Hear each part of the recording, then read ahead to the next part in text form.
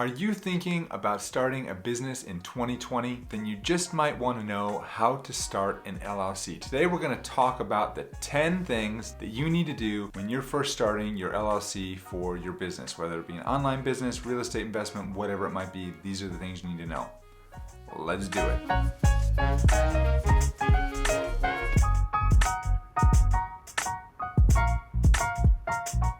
Hi, my name is Jim Hart. I'm the founding attorney here at Hawthorn Law, where we help online businesses and small business owners to get their legal house in order so that they can focus on what they do best, and that's building something that truly matters in the world. Today, we're going to be talking with you about how to start an LLC in 10 simple steps. So let's get right into it. Number one, the first thing you need to do when you're starting an LLC is you need to come up with a name for your LLC. I've done videos about this before in terms of what you need to be looking for with the name for your LLC.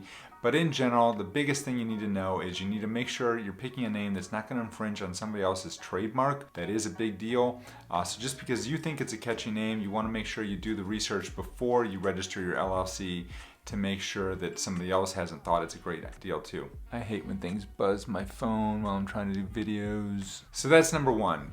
Pick a name for your LLC. Number two is going to be that you need to figure out who your registered agent is going to be. Now, it could be you or it could be somebody else. You can typically pay a corporation or a registered agent service. So like Hawthorn Law, we serve as registered agents in all 50 states. You can pay us to do it, or you can pay someone else to do it. It doesn't really matter. And basically what you're paying that person to do is to accept service if you get sued by somebody while you're running your business. Now, if you are going to be home, if you're a hermit, you live in your home from normal business hours every week, you never go anywhere, you never do anything, and you're always there and you're starting an online business. Or conversely, if you have an office space where you're always going to have somebody manning the desk at the front desk for your office and able to accept packages and sign for things for you, then you might be able to serve as your own registered agent. If you are like many online business owners and you travel and you are looking for a location-independent lifestyle and things like that, you're going to need to hire a third-party corporation that can serve as your registered agent. Again, it's not expensive, usually $100, $150 a year, and then you have the peace of mind knowing that if you were to get sued, that you have somebody that can accept service for you, so you're not going to be in default, because that's a bad thing.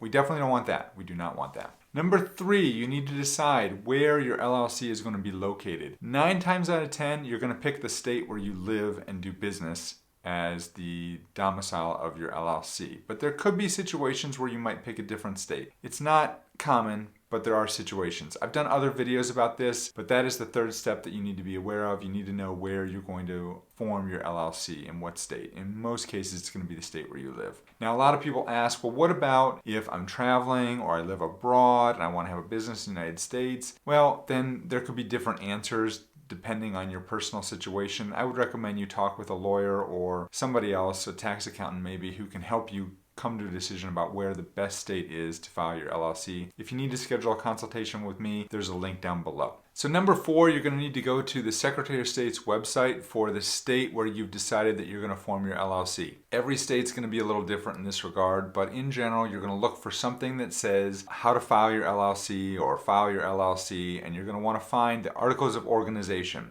If you're incorporating, you're going to find the Articles of Incorporation, but for an LLC, it's called the Articles of Organization. Now, in some states, you can actually fill out this paperwork online and do it that way. In other states, you have to download a PDF and you can submit it either through a scanned copy online, or you might need to mail it in directly.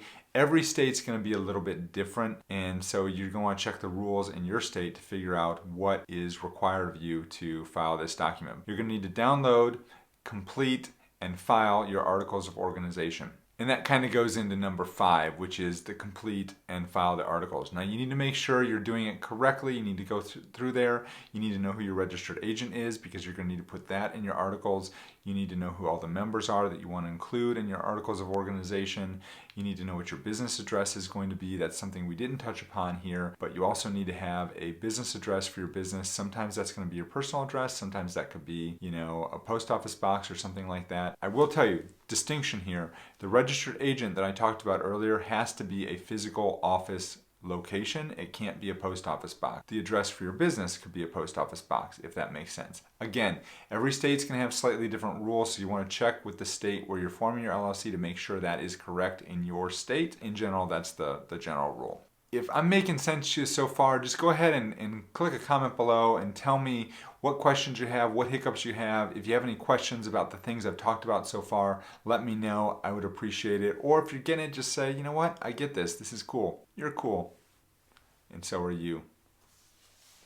I'm a dork. Number 6, you need to get an operating agreement in place. I've talked about this in numerous videos, how important it is to get an operating agreement. An operating agreement is very important. It needs to spell out exactly how you want to do business. For now, I have a template down below that you can purchase for your operating agreement. If you need an operating agreement, check out below. I've got one that you can purchase. There's also going to be one in the small business toolkit for you as well. Number 7, you need to make sure you get a tax ID number from the IRS. This is very important because you can't go to number 8, which is open up a bank account without that tax ID number. Now you could use your social security number. I don't recommend it. If you want to really keep your LLC separate from yourself personally, you're going to want to get your own tax ID number for the LLC. If you are a foreigner and you do not have a tax ID number or a social security number in the United States, you're going to need to go through a special application process for that, but that's kind of beyond the scope of this video. I'm assuming that most people watching this are actually in the United States or have social security numbers and can apply for a tax ID number. It's pretty straightforward and fairly easy. Again, it's something that we can do for you if you need the help. Link down below if you're interested in scheduling a consult, and during that consult we can set up your LLC for you. All right, I think we kind of glossed over number 8, which is open the bank account. That's very important. Number 9, decide when and if you're going to need to file for an S-election. Now, technically, under IRS rules, you have 75 days from the date that you file your LLC. That's the date that it actually gets accepted by the Secretary of State to file your S-Corp election. There's some exemptions, and it's not always, you can get by it if you want to, but you're probably going to need to talk to a lawyer if that's something you need help with. But in general, know that you have 75 days, or we can help you if you need to go beyond that and backdate your LLC or your S corporation status to the beginning of the year. So like right now it's, February. Maybe you decide in July or August that you want S corp status. We can go ahead and backdate that to the date you filed your LLC. We can't backdate it to January 1st, but we can go back to the date that you file your LLC. Does that make sense? Hope that makes sense. All right, and last but not least, number 10, you need to sign up with a payroll provider if you're going to be filing your S-Corp election. If you're not going to be filing your S-Corp election, not as important to find a payroll provider because you can basically take checks right out of the LLC, and as long as you're paying your estimated taxes, you shouldn't have any issues. You also should be following the profit first method that I've talked about in previous videos to make sure that you're taking enough out of your revenue to pay to the IRS. Otherwise, you're going to get stuck with a huge tax bill at the end of the year, including your self-employment tax and your income tax and your state tax if you've got a state that charges income tax. For those reasons, you want to make sure that you're thinking ahead in terms of what your tax liability might be, and maybe even potentially meeting with an accountant or putting some money away for estimated taxes as well. So thank you so much for watching today. Make sure you check out this video right here. We're going to be starting a new series next week on real estate investing and how the LLCs can affect that. You're not going to want to miss it, especially if you're a real estate investor. Looking good, looking good. All right. Man, I can't get that right today. All right, number 4, you're going to need to go.